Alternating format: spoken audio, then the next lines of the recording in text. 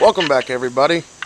Just wanted to, this is going to be kind of a short video. Just wanted to kind of go over some of the projects that we mentioned in the first video, like the Ranger that I'm in the process of currently building. Kind of go over that, show you a few other projects like the deathtrap Hyundai, and also a tractor that we're going to turn into an off-road tractor. It's going to be kind of interesting. So anyways, some of the stuff we've been doing on the Ranger is we had the rear cross members rot out. This was the spare tire carrier cross member that was right here, and it was hanging on by like a thread. It was pretty bad. Sorry about the car that's going by here. And then this cross member, this one, it's completely rotted out. It's pretty bad. There's like nothing holding it up anymore. It's just toast. It's the same cross member that holds up the exhaust. As you can see, now that we've cut it in half to get it out, the exhaust is just hanging there. Somebody repaired this exhaust a while back. Some serious farm welding going on. And then this cross member right here also needs to be repaired or strengthened. I haven't decided yet how I want to go about doing it, but it's got to get done. It's hanging by a thread right there. So the first thing I got to get done is I got to get the fuel tank dropped out of the way, and I'm going to be sanding down and coating the whole frame in rubberized coating like you see here. This was just a test. It's actually going to be brought back down again and hit some more because the rust started coming through. I need new leaf springs put in. These ones were saggy. You could touch a truck and the thing would bounce all over the place. Just resting your hand against it was pretty bad. New tires, new brakes. Gonna get rid of the scaling that's on the axle. Scaling's pretty bad. So a little story about this truck. I bought this thing for like $800, which wasn't a bad deal. The people who owned it, they were an older couple, and she was driving in the wintertime, and I guess she slid into a guardrail. Now, this truck used to have one of them flare side beds on it with the fiberglass sides, and it was smashed. Like, the whole passenger side was smashed.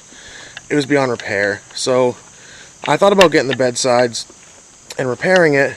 The problem is, when we took one of that plastic bed liner out, we had discovered that the bed on the bottom had been rotted, and I don't know if they fixed it or if somebody tried to repair it for them, but the whole inside of the bed, they basically rebuilt the bed out of used lawnmower blades welded together. It was awful. I'll get a picture of that later on, get it posted on here so you can see how bad it is. We got to replace the shocks. This one's toast. Actually, I'm sorry, this one's toast. This one's pretty bad. I mean, you can't even open it anymore. It's stuck. This one's actually still good, but I mean, the cover's rotted out, and if you're going to replace one, might as well replace the other. So what we're doing is we're converting it from a flare side bed to a straight side, which I was able to get a donor bed from where I work. And here it is. There's a little bit of surface rust on it, but there's no actual rot on it. Sorry, the bed's full of junk. Needs a little bit of body work, but it's not terrible. It's a solid bed. The floor is solid. There's no rot in the floor. No rust. And we're going to end up painting the whole truck bed liner black. That way we can protect against any other form of rust, and the truck will last a little while. We're going to be using this to pull this little homemade trailer that we're building, and that's going to be for our ATVs and, you know, some of the other little projects we're doing. And speaking of little projects, never mind the mess, we're going to be turning this into an off-road buggy. Unfortunately, it was a good lawnmower until the motor blew a valve, started smoking, then it popped the head gasket, and then it blew the rings, and now the starter itself is dead. So we're going to turn this into some sort of Frankenstein woods crawler creation type deal, put a different motor in it, thinking maybe a street bike motor and make it a live axle with a right angle transmission. We'll see. That is the old spare tire cross member. As you can see, there's nothing left of the tabs. It is destroyed. it barely held the tire up. I mean, even the spare tire is junk. The spare tire is rotted out. It's bad. This is the gas tank replacement, the cross member for the gas tank replacement, sorry. And we're replacing the spare tire mount with 2 heavy gauge steel C-channel to really support the frame. Now, one thing I noticed when I was going through and starting to clean up this frame is the frame is kind of soft. I don't know if you can see that in the camera, but you can see light through some of the frame. It got pretty thin. Now, it is just a Ranger, and most people would say, oh, it's just a Ranger, why put the work into it? But this thing runs like a top. It shifts on time, on a dime. It's a pretty nice truck. Everything works. Heat, AC. The interior is pretty immaculate. I mean, it needs to be cleaned. It's dirty. And I got my stuff in there, so pardon the mess, but it's a pretty nice truck. It's only got 113K on the clock, and everything works in it. It's got the back seats. Not that we're ever going to use them, because, I mean, unless I put a tiny person back there. But not only that, it's a true 4-door.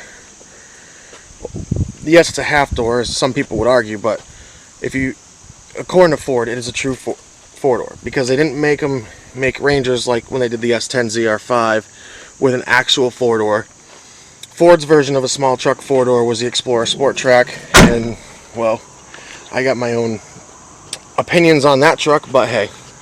So some of the other stuff we got to work over is the rockers are gone. Now, I don't know if anybody's ever tried to buy rockers for the Ford 4-door, but for some awkward reason, the driver's side rocker is like $350 and the passenger side is $102. If any of you have an explanation as to why it's like that, please let me know, because I'm baffled. The previous owner, he kind of like patched up the passenger side rocker with this aluminum diamond plate sheeting riveted on. It's actually not a terrible patch, you know, to get by, but we're going to do something about that too. Also, the fender's kind of junk. So I got a new fender for it already. We'll get that on there. It's straight, perfect, no rot. Now, when this is a brand new bumper that I already put on, the original bumper was garbage. It was toast.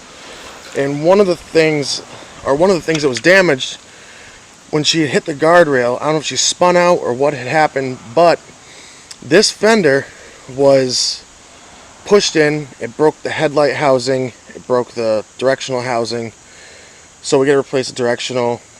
And also the fender's tweaked in there, and it broke the radiator grill, the little plastic grill it's behind. So I'm going to be replacing that support as well. Doing new suspension in the front. And that's about it for the truck for now. We'll keep you guys updated more on that. Now, to go over to the other project that we were talking about, which we call the Deathtrap Hyundai. This is the Deathtrap Hyundai. To the outside, to the naked eye, it's a beautiful car. It's only got 140 something thousand miles on it. I think it's got 148, to be honest. And it's a great car. It's great on gas. The body is immaculate. There's no rot. There's no rust anywhere. The engine runs like a top. But here's the problem. I've got over $2,000 just in suspension parts for this car. And the suspension parts are already falling apart. I don't know what it is about Hyundais, but they're notorious for blowing suspension. But that's not the worst part, because that, yeah, we could just replace the suspension and it's a great car. The worst part is the transmission. The transmission is awful. It is shot. It's been rebuilt. The valve body's been replaced. All the solenoids, shift solenoids have been replaced. New filter, new fluid, torque converter, everything. This car shifts hard. Every gear it shifts, it would remind you of when someone starts driving a standard for the first time. Every time they shift, it jerks. I brought it to a shop. The only option they have after the rebuild is to put a new transmission in. Well, for the price of a new transmission and to now fix the suspension problems again, I could buy a new truck. And that's exactly what I'm going to do, because I'm not fixing this. So, give you a update on this as we go along, but this is going to be in next year's Derby lineup for 2020. We're trying to get a few other cars so we can do a few more derbies, but as of right now, I actually drive this. Mike calls me Deathtrap Dave. And as you notice, Mike's not with me today. He's taking care of some family stuff, winding back, cooling off from all the derby stuff from the year. And he'll be back with us because, I'll let you guys in on a little secret, he just bought a new derby car. I'm not going to reveal what it is, but I'm going to tell you that it is big. And it's a big V8, and it's going to be wild. So, when he brings that home, we'll get you guys on another video and talk to you about what's going on with that, how we're going to build it, and what it's going to run in. Anyways, thanks for watching. Don't forget to like, comment, subscribe. We'll talk to you guys later. Keep it upright, keep it squirrely.